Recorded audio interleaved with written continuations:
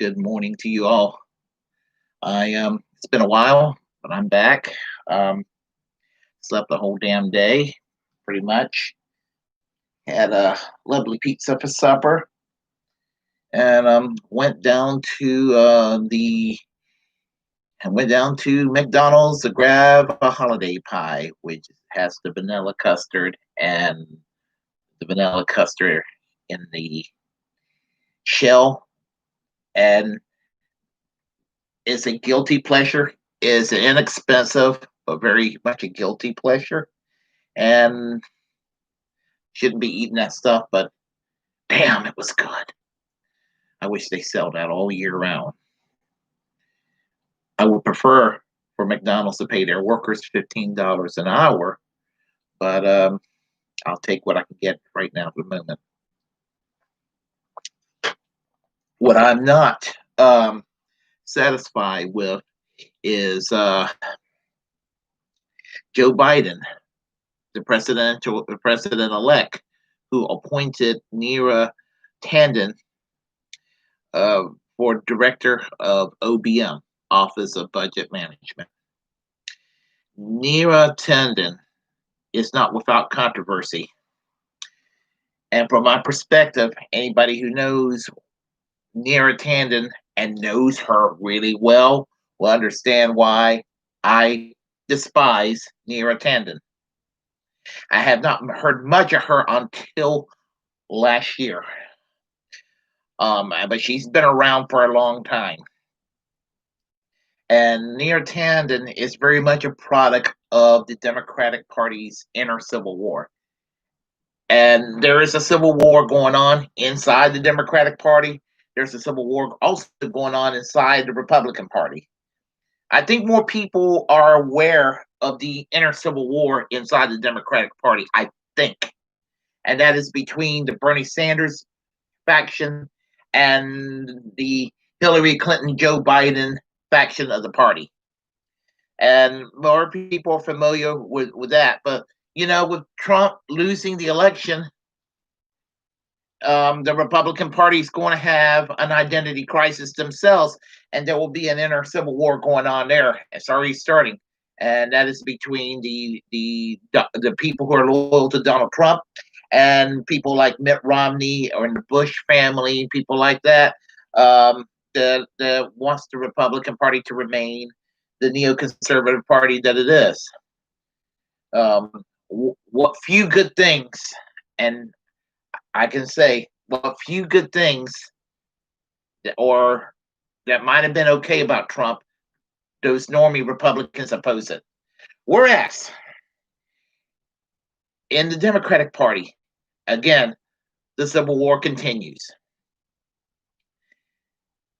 She is close to Hillary Clinton, which makes her toxic from the get-go. She is an enemy of Bernie Sanders, referring to Neera Tanden, an enemy of Bernie Sanders, enemy of AOC and her fellow members of the squad in the U.S. House of Representatives, the left. Neera Tanden is an opponent of Medicare for all. Neera Tanden opposes the minimum wage increase to $15 an hour. She is a big-time supporter of corporately managed free trade. In other words, in favor of outsourcing. And she is a foreign policy neocon. I mean, wanting to steal oil from Libya, wanting the U.S. to invade Iran. She is a despicable person. You contrast that with Congresswoman Tulsi Gabbard of Hawaii's 2nd Congressional District. She's also part of the Democratic Party inner war, but it's a little more factionalized and sub-factionalized with her, because with Tulsi Gabbard, she is at war with the same people that Bernie Sanders and AOC are at war with, the corporate Democrats in the party, the right wing of the party. But for some reason, some of Bernie Sanders supporters, some of the progressives, don't like Tulsi Gabbard, and they have made all kinds of horrible accusations about her and trying to paint her out as some kind of right-wing person when she is in fact not. The only thing that might be right wing, if you want to call it, the only thing that might be is that she has a very conservative demeanor about her. But I don't know why that should be a thing.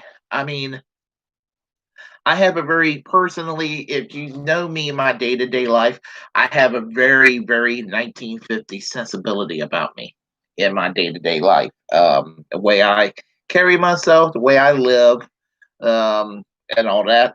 And I am fairly radical by American standards. Only in left wing circles would I be considered kind of milk toast. Not trying to make it about me. Um, yeah, as I said, there's with the and even getting back to the left wing. I mean, you know, and she's at kind of at odds with AOC because AOC defended Ilhan Omar over what was called ballot harvesting. The thing that Tulsi Gabbard was trying to do with ballot harvesting, and she's trying to correct some of the problems within the electoral system and her controversy. And I think she should not have reached out to Project Veritas as a source. And I have a problem. I have problems with Project Veritas, obviously, and I I am critical of Tulsi Gabbard using Project Veritas as a source. But you know what? Nobody is freaking perfect about everything out there.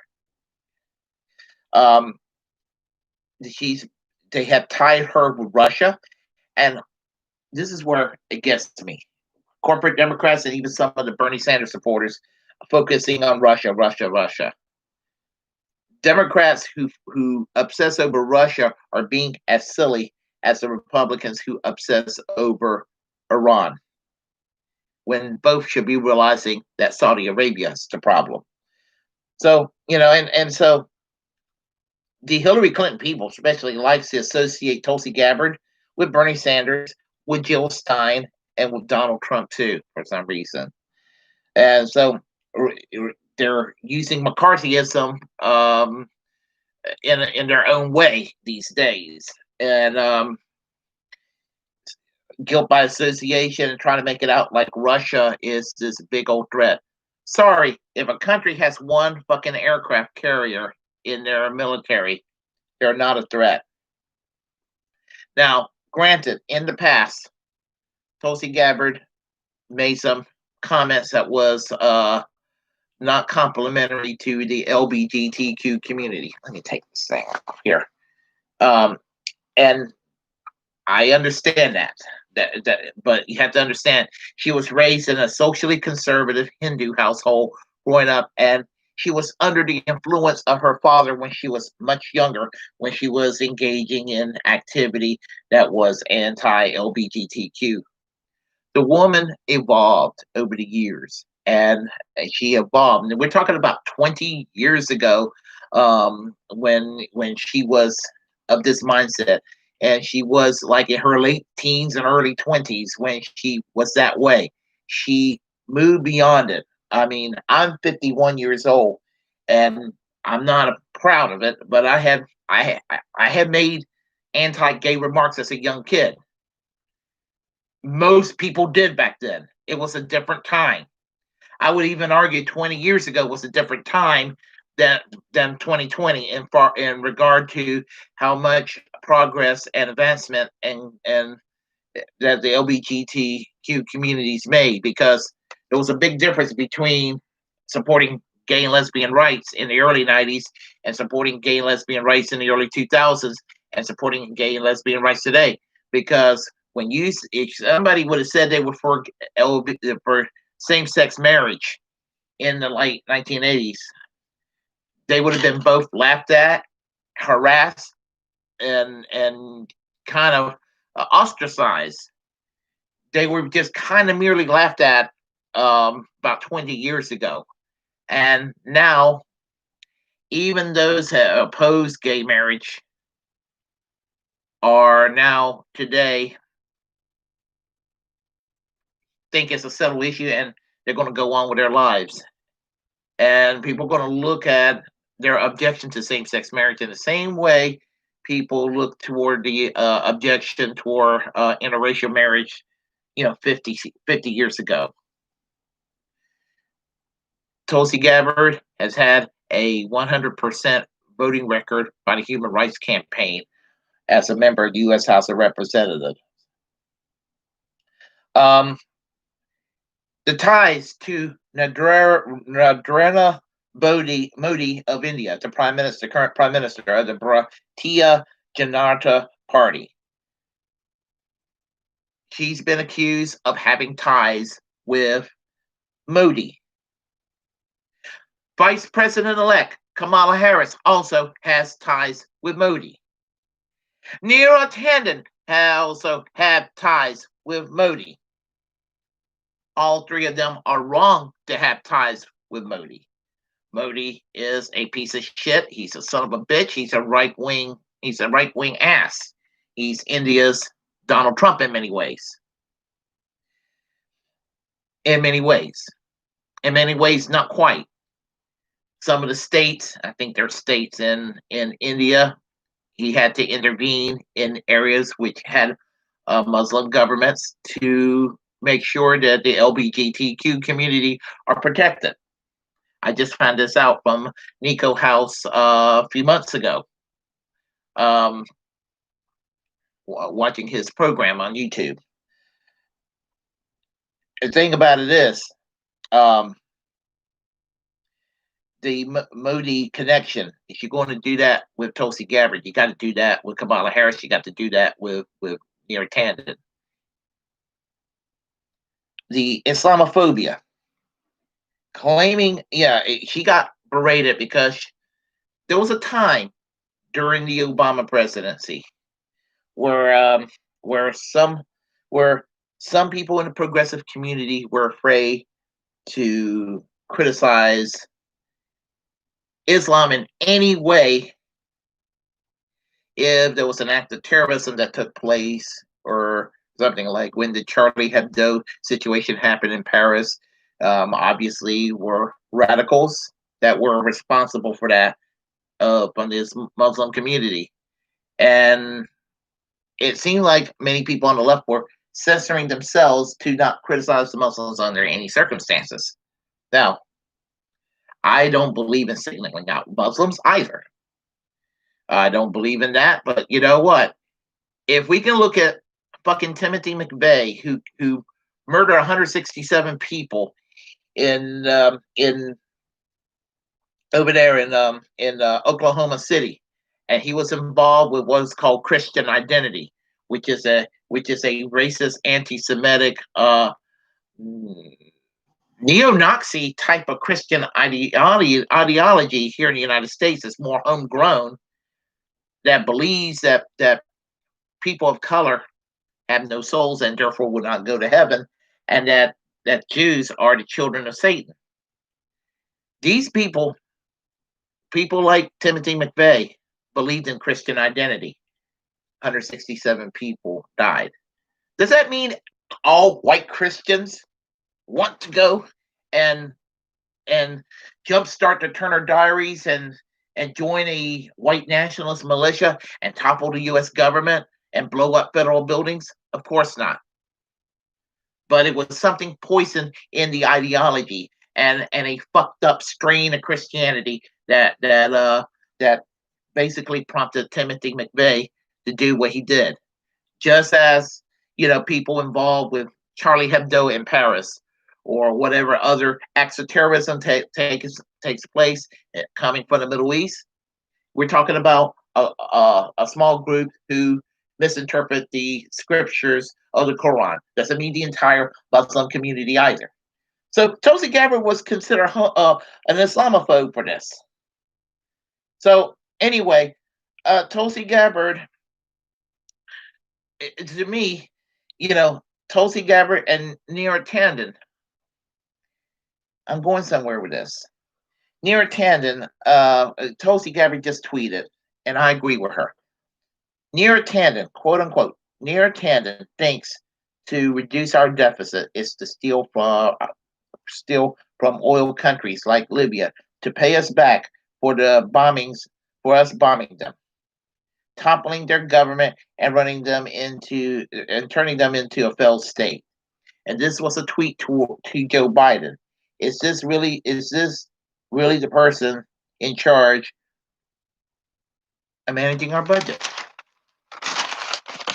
He's got a point, but I smell a double standard, and that double standard here is this: when some from the left raise objection to Joe Biden, president-elect, for appointing Neera Tanden, you have to realize that's Joe Biden and the corporate Democrats' way of telling the left to fuck off. No ifs, ands, or buts. He knows how toxic Neera Tanden is. And the Office of Budget Management that oversees regulations and advises the president. So even if the Democrats retake the Senate from the runoff on January 5th, and there's a race within majority, and if the majority of the Democrats are in the Senate follow with the majority of the Democrats in the U.S. House, and there are some significant, tangible New Deal era style legislation that's going to make life better for millions and millions and millions of Americans, that's going to actually improve lives, she's going to be there having, whispering into Joe Biden's shell-like ear to not do it. He knows this. His advisors know this. And all of us on the left, we know this. And even some of the lefties who promised to bully Biden to the left, they're going to make damn sure he's going to be our next FDR. He owes us, and he does. He owes us. He owes us leftists. Some of the left saying, shh, shh, shh, shh, don't rock the boat, don't rock the boat, don't rock the boat. Doesn't stop the Tea Party Republicans back in the days of Obama. They were so obnoxious that John Boehner had to step down. They were so obnoxious that they did the same thing with Paul Ryan. But, we need to do the same thing too. The Justice Democrats, our revolution, DSA, Occupy, we all need to let them know, you fucking play ball with us, corporate Democrats. You deliver something, or you're not getting our support. We're too scared to do this. We have been so beaten down that even though we are a little louder than we used to be, and we're loud, but we don't have a bite. To kind of paraphrase Kyle Kalinske the other day talking about this. We should let them know you ain't gonna fuck with us, because look, they're gonna go blame it's a foregone conclusion. In 2022, the Republicans are likely to gain the U.S. House seats back. It's likely to be under Republican control, and even if the Democrats gets the U.S. Senate by a race or thin margin, I think that the Democrats are probably going to lose that majority. And I'm going by what I've seen happen in the past. When Bill Clinton was president, for the first time since the 1950s, the House tipped over into the Republicans, and then the U.S. Senate did the same thing too. Well, actually, with them, the Republicans had the Senate for about 5 years during the Reagan presidency. During Obama's the presidency, the U.S. House tipped over into the Republicans, and the U.S. Senate by 2014 tipped over to the Republicans. So I'm going to guess that, judging by the election results, where the Democrats actually lost seats while they still have a technical majority, that I think the Democrats are going to go to the same old failed routine of trying to be all things to all people and going on the centrist bandwagon, and in essence give us the nanny state without the actual nanny, and overreach to the point where the populace is going to be like, oh, I'm going to vote Republican. And then the finger pointing The people from the left. They're the reason why this happened. And they're going to be shaking their finger and lecturing them. And you're going to see the cackling bitches from The View blame the left. You're going to see people from CNN blame the left. You're going to see people from MSNBC blame the left. And people from the nightly news from all the various networks blame the left. And, and then you're going to have the Republicans, and you're going to have Fox News. You're going to have OAN and all of them claiming that Nancy Pelosi is basically she's basically Rosa Luxemburg, if they know what Rosa Luxemburg is. Not a very good analogy. They're going to claim that Joe Biden is Fidel Castro or something like that. I mean, never fails. And then that's going to scare the Democrats. Oh, we're going to have to go further right to prove that we're not far left. When the far left, and the far left that's actually in existence right now, would be milquetoast centrist style social democrats in most European countries. That's what we got to deal with. That's what we got to deal with. And so corporate Democrats and the media, friendly to the corporate Democrats, will either chastise the left for ideological purity, or they're going to say you're racist in regard to Neera Tanden. In other words, identity politics in the most bullshit sort of way. Now, I'm kind of critical of identity politics. It's not that and people may misunderstand when I say I'm critical of identity politics. I don't mean like I don't care one way or the other what happens to people of color in the various communities across America. That's not what I mean when I'm critical of identity politics. What bothers me about identity politics is you have the Democrats being corporatist as hell, and then they go and dupe the Democratic Party into feeling better about themselves. Oh, well, we have corporatists and we have people who are behaving like Republicans, but hey, you know what? We got them from all kinds of colors and all kinds of genders and all kinds of sexual orientation. Aren't we so good? That's fine. I'm okay with that. But when it comes to identity politics, this is how you solve the problems when it comes to race and gender and that sort of thing. Living wage jobs, stopping the outsourcing, Medicare for all, because everybody, black, brown, white, female, male, LGBTQ, Christian, atheist, Jew, Muslim, Buddhist, spaghetti monster. There's a lot of income inequality, and it's a race toward the bottom. A little bit of class warfare can rectify that. Fred Hampton realized that back in the late 60s. God rest his soul. And we need to realize that now. But here's the thing. Because we're critical of Neera Tanden, we're now fucking racist. These same people who drove the race card at the left were the ones that shitted on Tulsi Gabbard. Guess what? Tulsi Gabbard is exactly like Neera Tanden, both of Indian ancestry. Both are women of color. So is Vice President-elect Kamala Harris.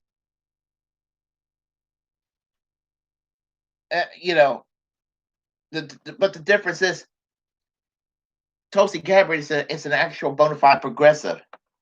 Kamala Harris and Neera Tanden are both almost Republicans. I know what I just said. But even within the Republican Party, within the neocons, they're divided on Neera Tanden too. Bill Kristol, the architect of the Iraq War, he loves Neera Tanden. Meghan McCain from The View claimed that Neera Tanden is too far left. Oh, I wish Tim Dillon could do more sketches of Meghan McCain. It's hilarious. If you're not familiar with Tim Dillon, I'm thinking about leaving. I'm thinking about showing some clips from him down in the near future. Uh, you see, but here's the thing about it about Bill Kristol and Meghan McCain. Bill Kristol was the architect of the Iraq War. He's a war criminal. He's got blood on his hands. He's an evil man. Now, Meghan McCain, she's just an unpleasant bitch, a privileged, wealthy brat who is the daughter of a war criminal, but she didn't kill anybody. She favored the policies of John McCain and Bill Kristol, but she didn't kill anybody.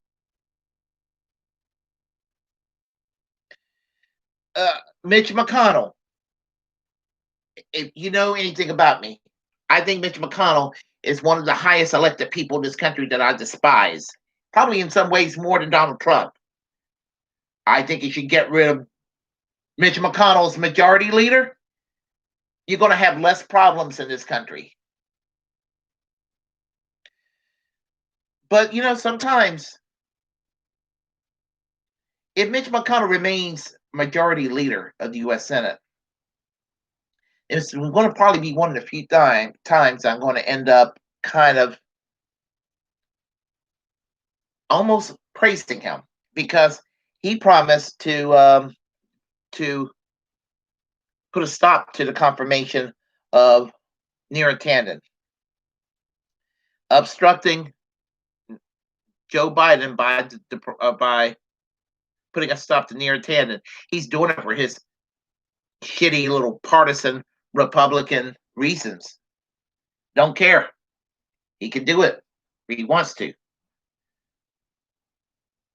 But you know what? If everybody else can be ideological, if the Republicans can be ideologically pure, if corporate Democrats can be ideologically pure, because they are, sucking us Bernie bros down here on the trenches, wanting to see common sense restored to this country. I hope to see Neera Tanden put to a stop. She is our enemy. I don't understand Cenk Uygur actually finding optimism in Joe Biden choosing Neera Tanden. I don't understand that at all. But like Jimmy Dore said, who used to be with that same network, the Young Turks, I can see why he formed his own show, went independent. He said basically choosing Neera Tanden is a middle finger to the left. Joe Biden just gave the left the middle finger with Neera Tanden. If you're on the left and you don't realize this, I think most will, but if you're one of those on the left and you don't realize this, Neera Tanden is not your friend. Neera Tanden is your enemy. And we got to realize the Republicans are not our friends. Duh.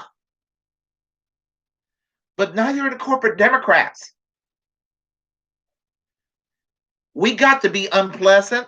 We got to be in their faces. We got to take it out on the streets. We got to go and annoy the fuck out of these people in order to get any concessions from them. Otherwise, welcome back to 1992, bitches. If you like what you heard, press like and comment. If you were repulsed and triggered by it, well, just get over it and comment anyway. Feel free to share the content on this channel. As a First Amendment absolutist, it's my duty to inform you that if you have a platform and you're passionate about something, utilize it. If you're passionate about something and if you don't have a platform, develop that platform, utilize it, because we're all the muckrakers of our time. And most importantly, subscribe to this channel. Make this channel relevant and grow. As an aside note, I have some plans for this channel. So as soon as I can get a little more technically savvy, you're going to be seeing things on this channel that's going to be like, what? Dag, he's really making this channel into something. Anyway, I am American Social Democracy. Subscribe to this channel. I am an American Social Democracy.